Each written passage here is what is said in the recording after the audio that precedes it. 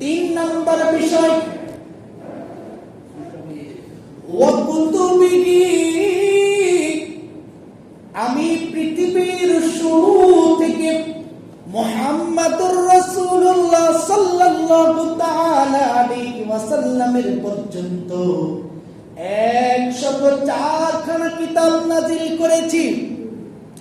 তাওরাত নাযিল করেছি হযরত মূসা আলাইহি সালাতু ওয়াস সালামের উপর। জাবুর কিতাব নাযিল করেছি হযরত দাউদ আলাইহি সালাতু ওয়াস সালামের উপর। ইনজিল কিতাব নাযিল করেছি হযরত ঈসা আলাইহিস সালাতু ওয়াস সালামের উপর।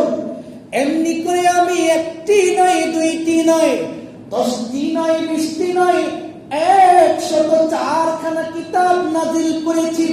কত? সর্বশেষ যে কিতাব নাযিল করেছি আমার রাহমাতাল লিল আলামিন হুজুর পাক নূর সাল্লাল্লাহু তাআলা আলাইহি ওয়াসাল্লামের উপর যে কিতাব আমি নাযিল করেছি, এই কিতাবের নাম হলো আল কোরআন। তোমরা যেভাবে আল কোরআনের উপর ঈমান আনো, বাকি যে 103টি কিতাব রয়েছে, 3টি কিতাবের উপর ঈমান আনতে হবে।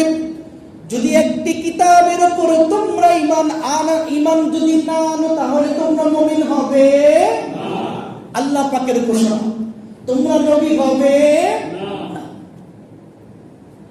প্রতিটি কিতাব যখন নবী রাসূলের উপর নাযিল হয়, যেই নবীর উপর নাযিল হয়, ওই নবী যখন দুনিয়া থেকে পর্দা নেয়, ওই কিতাব বিকৃত হয়ে যায়। জাবুর কিতাব বিকৃত হয়ে গেছে, তাওরাত কিতাব বিকৃত হয়ে গেছে, ইনজিল কিতাব বিকৃত হয়ে গেছে। শুধু বিকৃত হয়নি, ওল্ড টেস্টামেন্ট, নিউ টেস্টামেন্ট 2টি ভাগ করেছে। কয়টি? 2টি। কিন্তু আমার আল্লাহ রাহমাতাল লিল আলামিন আমাদেরকে জানিয়ে দেয়, সূরাতুল হিজর 14 নম্বর পারা প্রথম নম্বর পৃষ্ঠার মধ্যে 9 নম্বর আয়াতের মধ্যে আল্লাহ বলে দেয়, ইন্না নাহনু নাযালনা যিকরা ওয়া ইন্না লাহু লাহাফিজুন।